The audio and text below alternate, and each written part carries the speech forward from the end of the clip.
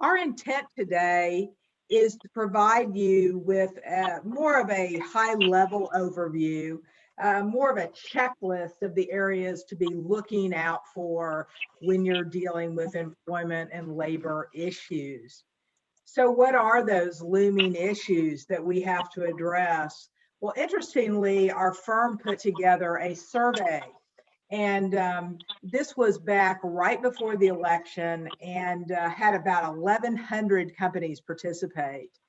And as you can see, one thing that was very high on their list, and Sean's going to be giving you a little bit more deep dig on this topic, is the concern that OSHA and state counterparts would get more aggressive in terms of their intent to be within your business. The level of agreement rose even higher with in-house counsel who believed this was about a 57% chance of more uptick in enforcement issues. So we see this is really big on the horizon. Obviously, think back also to mid-October, where COVID was during that period, and how we're going to see that play out in workplaces as well. In addition, on our survey, we got some interesting results. 74% of those responding expect Biden to prioritize changes in paid family and sick leave. We're already seeing that potentially on the horizon at a federal level. Many of you who have multiple offices in Texas are aware of where the things have flip-flopped in terms of both Dallas, Austin, and San Antonio's sick leave laws that have gone into place. As many of you who have been following this know, none of them have actually been implemented because of litigation. And if you were watching over the last 2 weeks, the San Antonio law, the appellate court upheld an injunction of that law, claiming that it was a violation of the Texas Minimum Wage Act and thus unconstitutional. So here in Texas, we have not had paid sick leave. But again, it will be a push certainly at the federal level. And for those of you in multi-state jurisdictions, you've got to look at both the state laws as well as local laws in that regard. 64% of the companies responding expected a Biden administration to address income inequity. We've seen a lot of states and again, even local jurisdictions looking at pay equity laws. This would be again, potentially on a federal level. And we've heard time and time again about the minimum wage and an increase to that minimum wage with a continuing push to both more policies supporting working parents as well as pushing that minimum wage to $15 an hour. Roughly 1/3 of our companies expect changes as it relates to union protections and NLRB rules changes. Steve Rahal will be our expert in that area. And 36% of our companies expected changes to independent contractor classifications, making it more difficult to uphold that designation. I am going to turn it over to my colleague, Steve Rahal, because he is our complete and total political nerd in our firm, and let him discuss with you some of the impact of the election. Yeah, as Jennifer said, I'm one of those folks that likes to watch all the different news channels. I know my friends say it drives them crazy, but I'm kind of addicted to it. And I was especially addicted to it last year during all the campaign, during the conventions, and then during the election. We got the election. We saw a winner. That's our new president, Biden. There were lots and lots of firsts during this election. One, it was the most votes we've ever had for the winner and for the loser. Most votes ever since we've been counting votes in presidential elections. Two, first female vice president ever. Three, first African-American vice president ever. 4, first Asian American vice president ever. The list goes on and on with firsts that came with this election. Now, if we look at our Senate election, we're kind of a split house there. 50 Republicans, 50 Democrats. Our vice president will be the tiebreaker. Who would have thought that Joe Manchin, a senator from one of our least populated states, would now be one of the most powerful people in Washington? But that's how things are looking so far, at least on the side of the Senate. We look at the House. While the Republicans gained some seats, the Democrats still hold a narrow majority. So the question is, are the progressives going to get their agenda through the Congress this year? Or is Mitch McConnell going to keep control of the Republicans and peel off a few Democrats to keep his agenda in sight? Or is it going to be the moderates that control the agenda for the next 2 or 4 years? Time will tell. We're already starting to see each of those camps trying to press to get their agenda on the forefront. I'm going to turn it back over to Jennifer for the next few slides. So what's coming here in the future? Where do we think this is going? We certainly wish we had a crystal ball that would give you that information. But we're going to talk to you about some of the changes that we see coming in 2021. As we know, we convened a new Congress January 3rd, and then we all are certainly more than aware of what happened on January 6th and the impact it's had on our nation. What are the priorities that the Biden administration has put in? Obviously, COVID-19 is front and center, the vaccine rollout, and the stimulus program. And as we know, on March 11th, the stimulus program, the American Rescue Plan, was signed into law by President Biden. We're already starting to see the direct stimulus payments of $1,400 to those who qualify for such payments. Extending the add-on for weekly unemployment insurance benefits through September 6th. That has been a major component of the stimulus plan. In addition to that, making the first $10,200 of unemployment benefits tax exempt. Again, trying to flood some cash into the economy. Allocating an additional $7.25 billion from last year's PPP program, which really bailed out a lot of organizations. I don't know if any of you on the line today, organizations were the recipient of those programs.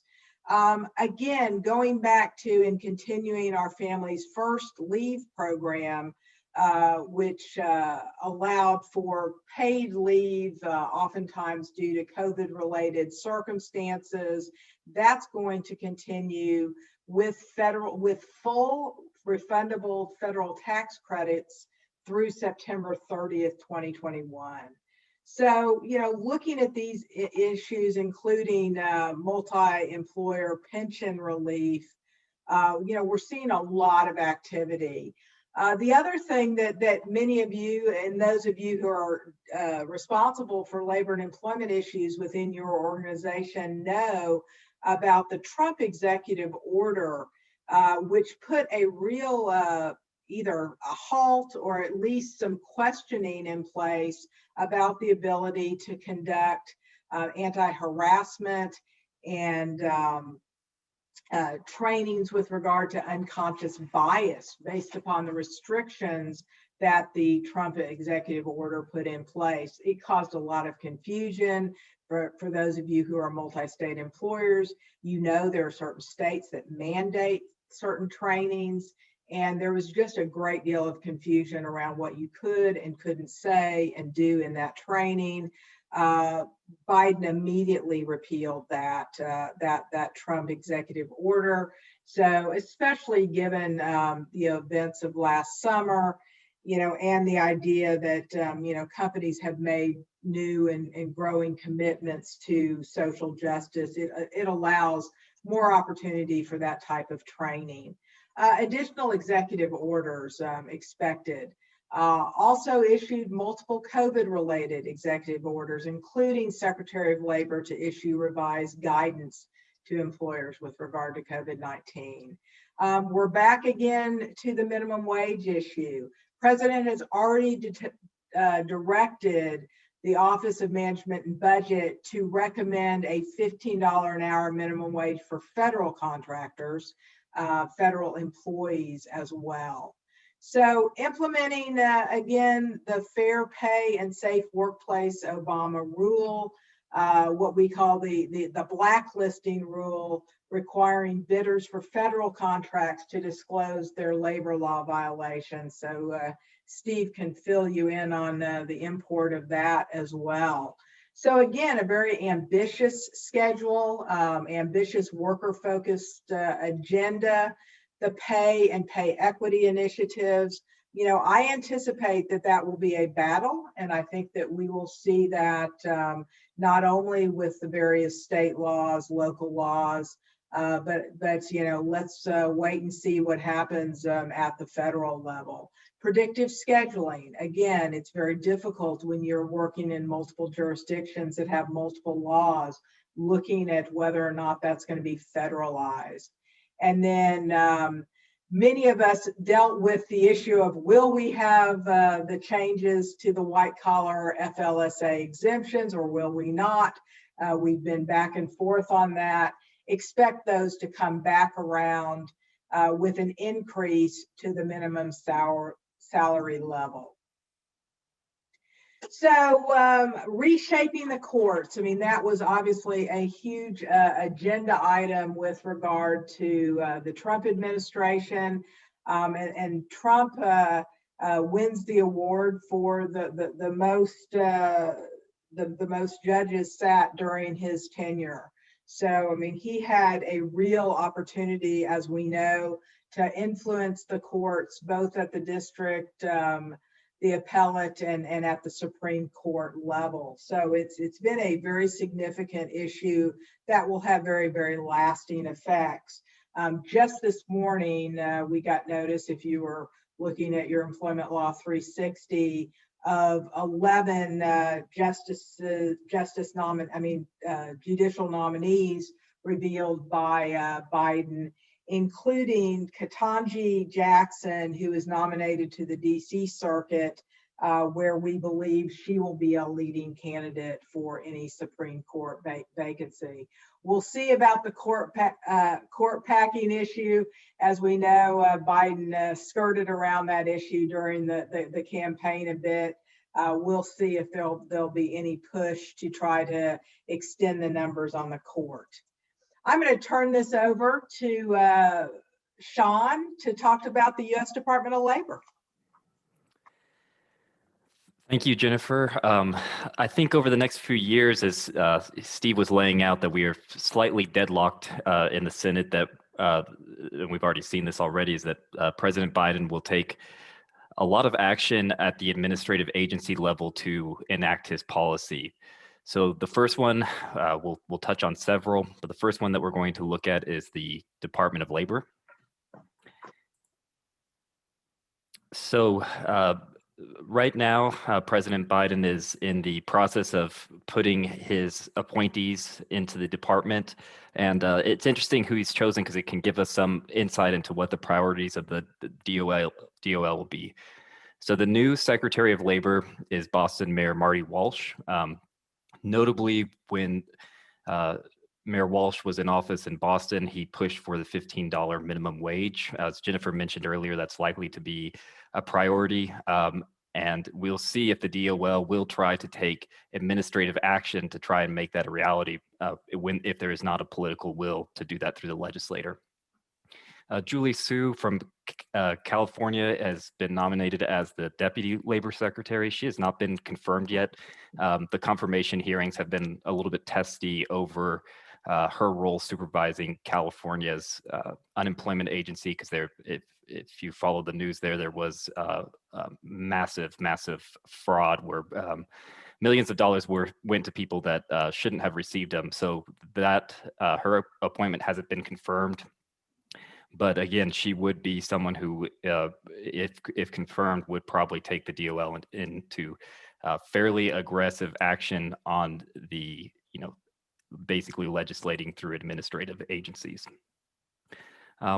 What else is happening? I think that what we've seen so far is the Department of Labor has frozen many of the rules that were going to be coming into place or went into place at the end of last year.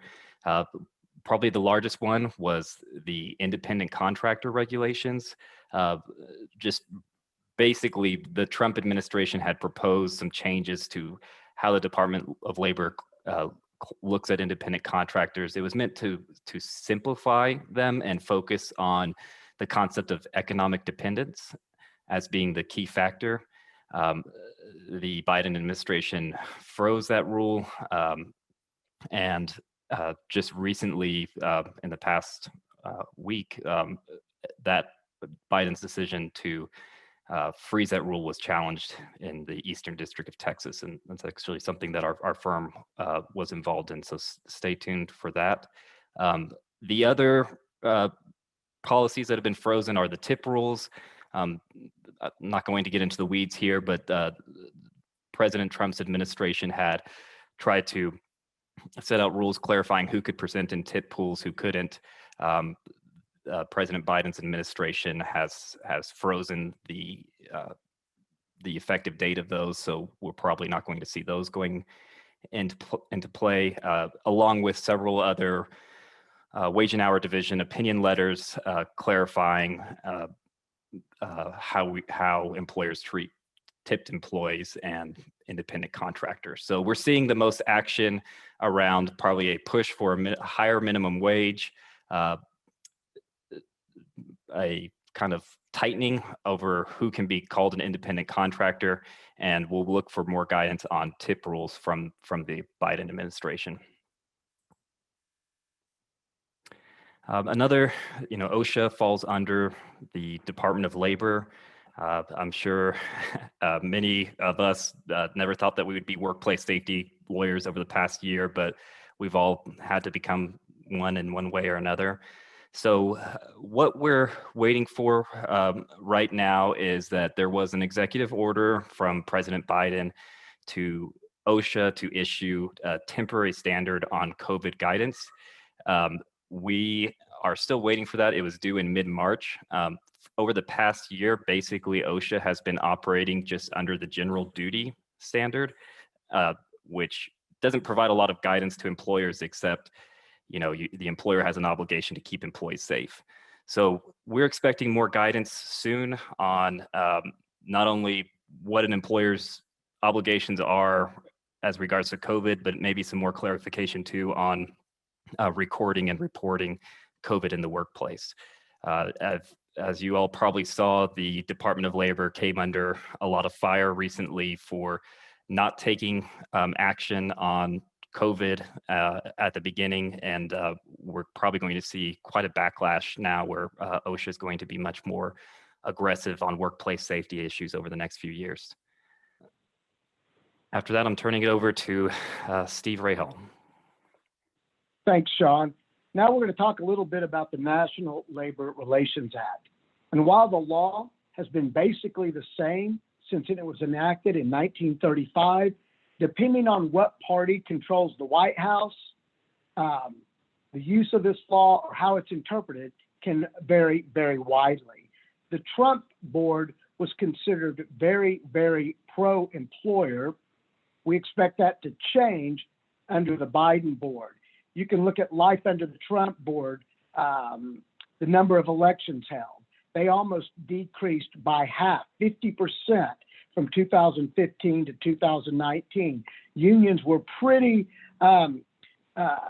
much not doing much union organizing activity or election activity during the Trump board period. You can also see the same thing, same kind of numbers with the number of representation petitions that were filed during the Trump board years.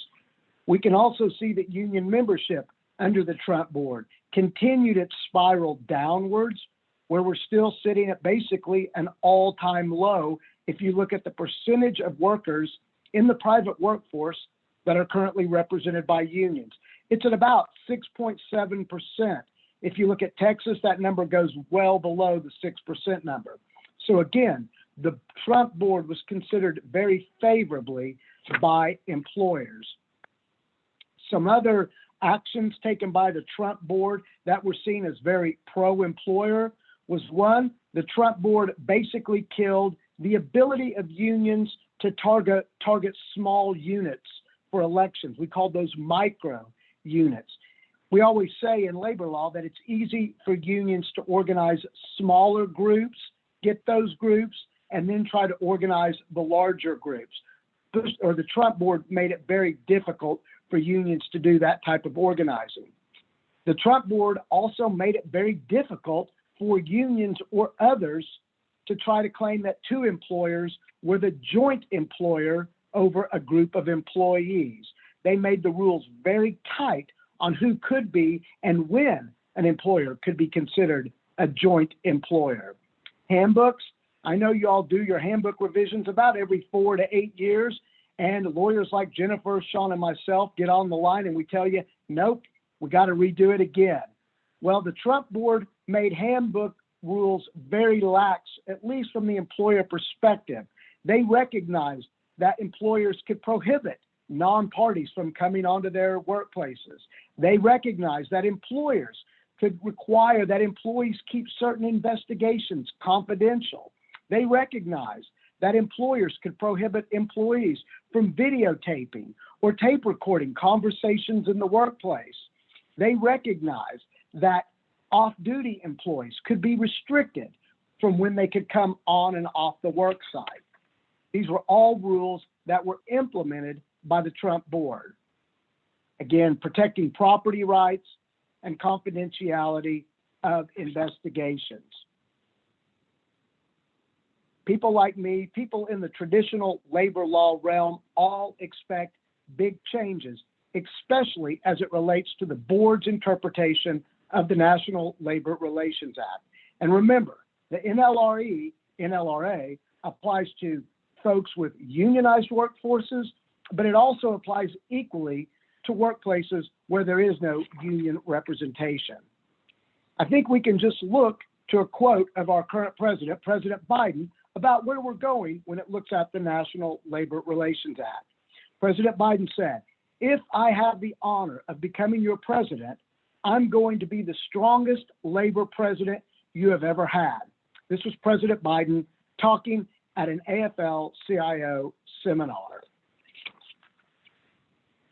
Let's talk real quickly about the makeup of the NLRB. It's a very political creature, typically made up of 5 people, all appointed by the president. The general rule of thumb is that 3 of the appointees are of the party of the current president, 2 of the opposing party.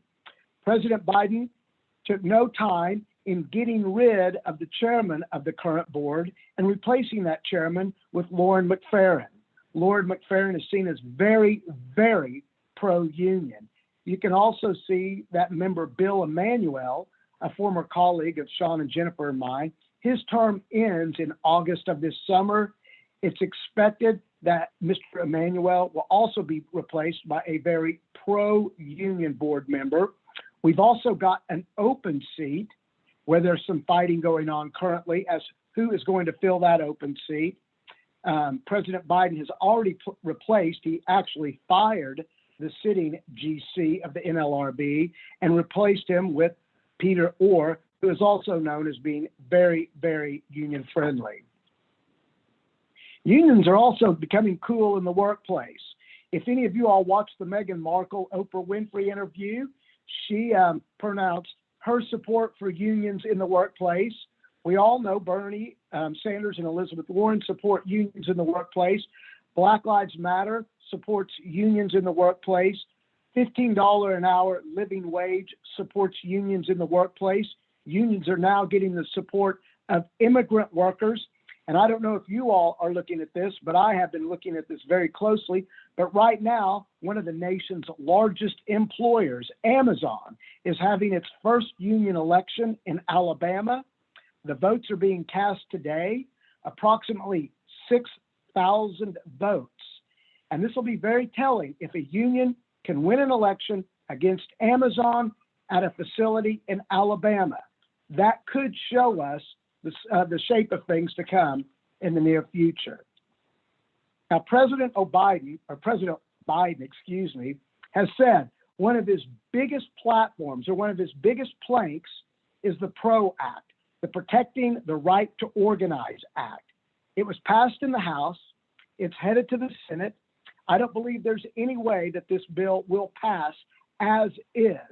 It really is shock and awe, as we like to say, in the labor law setting. However, while the act itself may not pass, we do believe that there are provisions that might be put forth separately, and they may pass.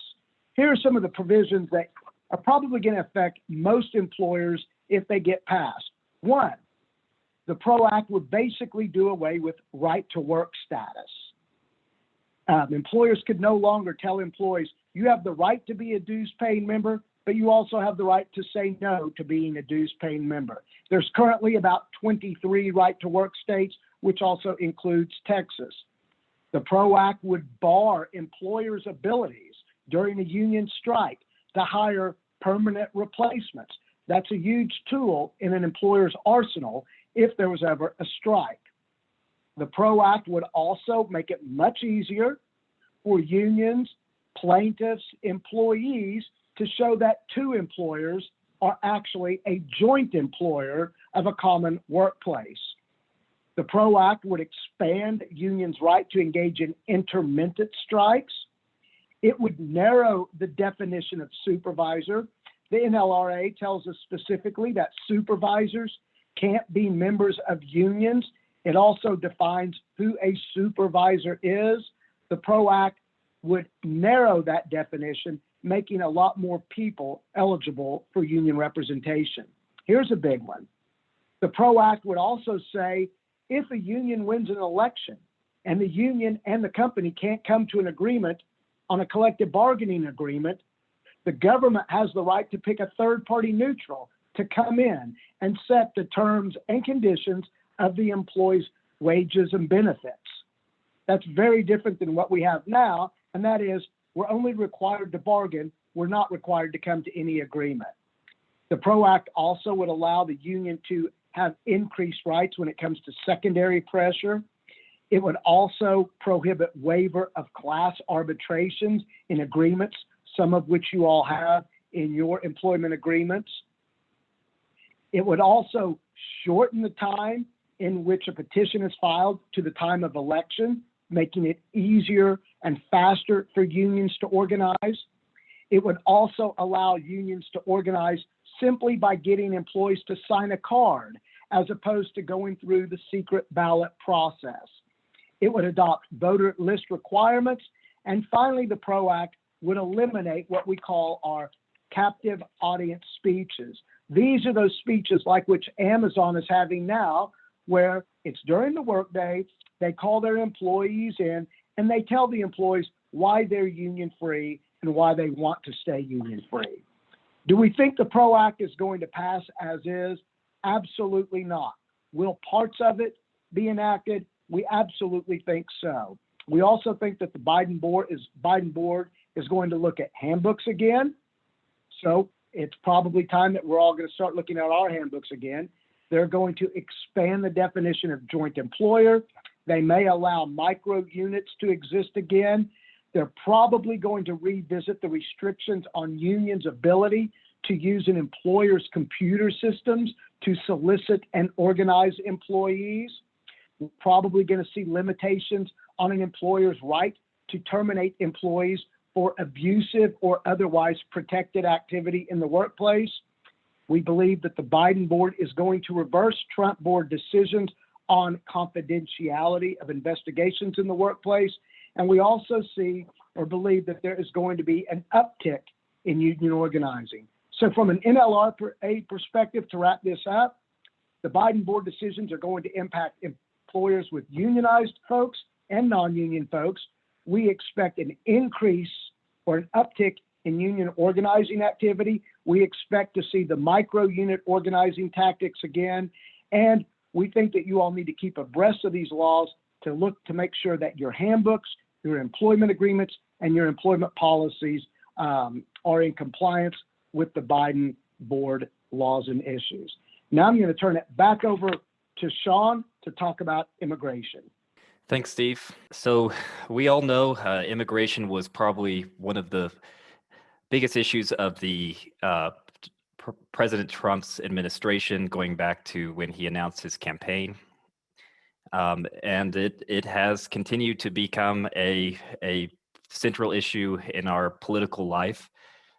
What we've seen since late in President Obama's term, when he instituted the Dreamers program, now known as DACA, is, the immigration laws haven't changed. They haven't changed in a very long time, but we have seen changes brought about through different enforcement priorities, internal directives inside the agencies, and executive orders. So, predictably, when President Trump took office, he issued, countless executive orders on immigration issues. Many of those were held up in courts and, litigated for 4 years. For those that were still in effect when President Biden took office, President Biden rescinded them. So, we've seen kind of a back and forth whiplash on immigration policy. But what is changing? What's staying the same? Right now, we're not seeing much of a change in many ways in the realities of what's going on in the employment-based immigration world, because we're a year into a global pandemic, and there's still really no international travel. So while President Biden has made some changes, some of the most notable ones are that people who have or are in the process of obtaining immigrant visas can now come to the United States. We're going to see some of the restrictions that were put on non-immigrant visas, they've been lifted as well. So when travel is happening, there will be some changes, but I don't think that's happening anytime soon. So we're going to be in the same situation we've been in for a while, with continued travel restrictions around COVID. Immigration enforcement. So it was very heavy during President Trump's administration, with things like I-9 audits quadrupling, quintupling. That stopped. They put a complete freeze on things in March or April of last year. I'm seeing it picking up again, and that may be surprising or counterintuitive, but what we saw under President Obama's administration was actually a pretty pro-enforcement Department of Homeland Security. So it's not too much of a surprise that enforcement is continuing, and that also plays into the big issue is whether we're going to see comprehensive immigration reform in the next 4 years. My thought, probably not. I think that it's the political, the climate is too heated. What we're seeing happening on the southern border would probably also delay any of President Biden's attempt to push through a comprehensive immigration reform. Especially if that situation continues or worsens, it may lose President Biden some political capital. He has put out a proposal for comprehensive immigration reform, which is meant to attract bipartisan support. I don't know that it will. What I do see happening is possibly the Dreamers, the Deferred Action for Childhood Arrivals, or DACA program, becoming law. Right now, it is still simply just an executive order. I think that it will continue, that we have just policy changes happening at Homeland Security, but no legislation Interestingly, I have to take back some of the things I've said before, because I always say it takes 2 years for a new administration to make changes in policy within an agency. But I was speaking with some of my former colleagues at ICE, and they said it was the fastest turnaround in terms of appointments being put in and policy directives changing that they've ever seen. And these are long-term government employees. So we're going to see a lot of change in the immigration world, but it's probably not going to be through legislation, but just how Homeland Security processes visas. They'll make it easier. There may be less enforcement, that type of thing. But again, not a big chance of comprehensive immigration reform, but maybe we'll see the dreamers having a path towards legalization and citizenship. Next, we're going to cover another agency, the EEOC. So the EEOC is interesting. This slide has a lot of detail, but the takeaway is that the EEOC is set up in a way that one political party doesn't necessarily control it. So, for a while there will be, continued Republican presence on the EEOC. There's been some, the general counsel was fired by President Biden, but we're not expecting to see any major changes in the EEOC anytime soon. But when we do, what do we think is going to happen? Well, I think it's going to be very similar to what we saw under President Obama's administration. These issues are going to be the hot button ones that the administration focuses on. They'll likely revisit the EEO-1 pay data reporting, look at wellness regulations. The Trump administration had tried to increase protections for employers for religious reasons. We'll probably see that become not as much as of a priority of the EEOC under President Biden. And we'll see some more action in the OFCCP world. But not a lot of changes. If we see anything, it's probably going to look a lot like what we saw under President Obama's administration. So this is interesting. We recently got the results of what 2020 looked like in terms of EEOC charges. And you can see here there is, since 2011, a steady decrease in the number of charges filed. And you may wonder why is there that decrease? Maybe in the news, the issues around racial justice, protecting minorities, all that has been a major issue. But what we're seeing in the workplace is that there's less charges filed. Well, the reason is because most likely is since we've had a fantastic economy, for the past almost 9 or 10 years. And when people are employed, we had record low unemployment. They don't file EEOC charges when they are, employed and staying in their job. Then we don't see a lot of action from the EEOC. But last year, it was another low, and you may be wondering how is that happening since we had very high unemployment due to the pandemic. The answer is we just haven't seen. If you ever work with the EEOC, you'll know it's not a fast-moving creature, and it takes time for charges to work through. So we're predicting that at this time next year, we're going to see quite a bit of a spike in the number of charges filed, and it's going to look very different than the decline we've been seeing over the past 10 years. Just very quickly, again, the highest number of charges came for retaliation. Retaliations, they're kind of like a side of fries that goes with everything. People throw them in with any type of claim. Disability stays high, and we saw race being third. So I think that this will probably remain consistent. We may, Jennifer is going to touch on COVID litigation later, but disability may play a part in that as we see COVID litigation play out. But again, not too much of a change, but we'll see what the next year looks like. And so now I'm going to turn it over to Jennifer on the wandering workforce.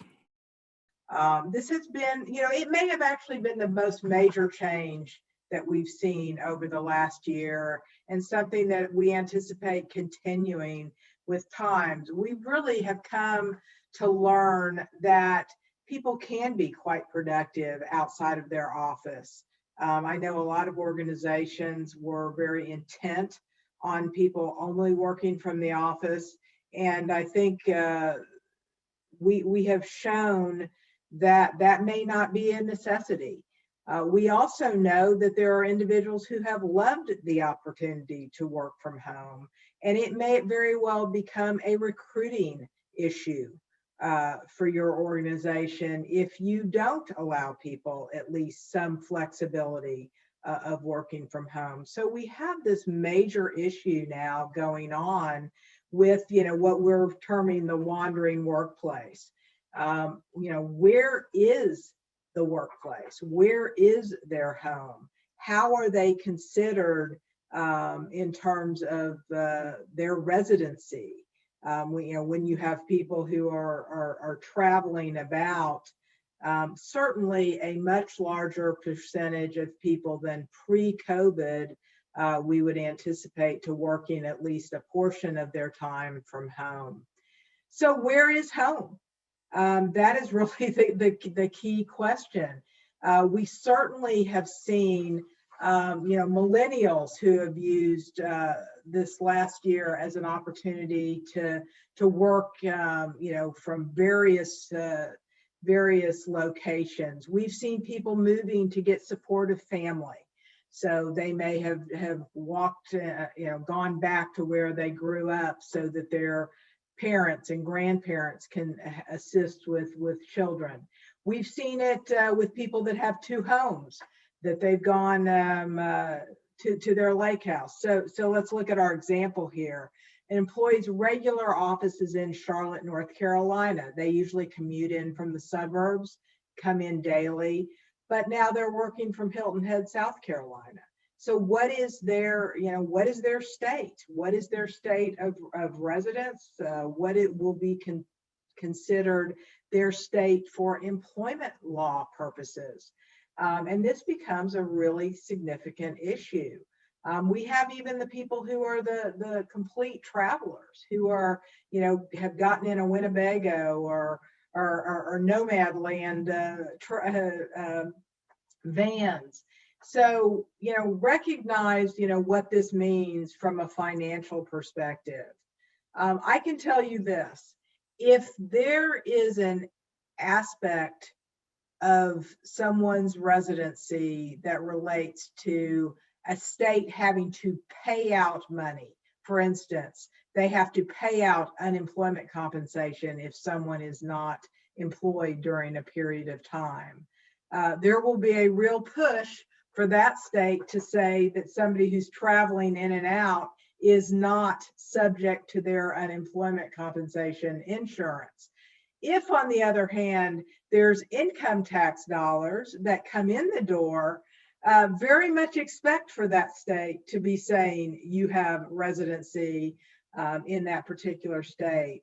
It also is very, very relevant for purposes of employment law compliance, because as we know, we don't have just a blanket of federal laws that relate to all of our compliance efforts, whether or not it's training requirements, whether or not it's paid sick leave requirements. There's many, as we know, state and local laws that will be applicable. So where do you sit for purposes of adherence to those issues? That continues to be an ongoing battle. I think we're going to see more of this as we see kind of the fallout from 2020 and this issue of where people live and what laws will apply to them. So this has just been an interesting offshoot of this very, very difficult year and the pandemic that we've walked through. But again, another one that very well may not be going away, because as we know, a temporary remote working stint may become longer term, and certainly has both tax and policy implications. So something that you as in-house counsel very well may need to put on your to-do list to look at those issues to determine whether or not you have analyzed them fully and appropriately as we move forward into 2021 and beyond. I'm going to turn us over now to Steve, and Steve's going to kind of take us through the end of our session, talking about the coming wave of litigation and another aspect of what we expect out of this coming year. And I always like to end on a good note, but instead we're going to talk about just another type of litigation that we're already seeing, but we expect to see a lot more. The coming wave of COVID litigation. Move it to the next slide. The lawsuits are already here. We're starting to see them. We're starting to see what kind of lawsuits are out there. We're starting to see which law firms are becoming the little law firms that are creating a cottage industry out of these lawsuits.